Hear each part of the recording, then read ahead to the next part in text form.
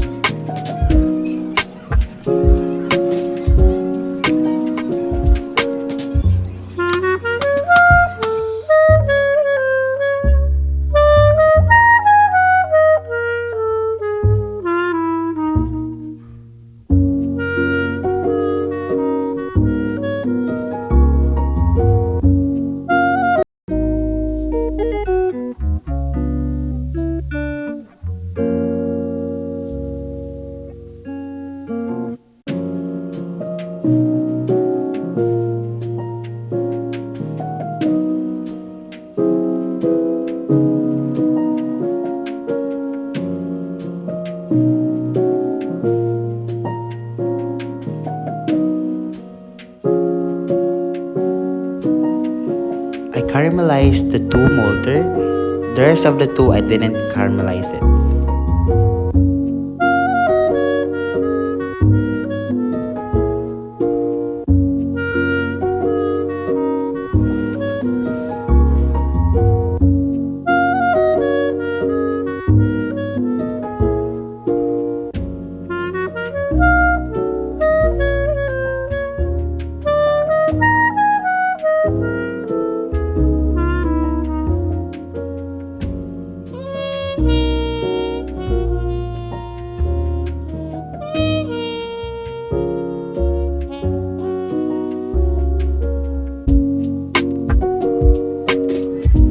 The first one is the caramelized molder, but the other one is the one that was not caramelized.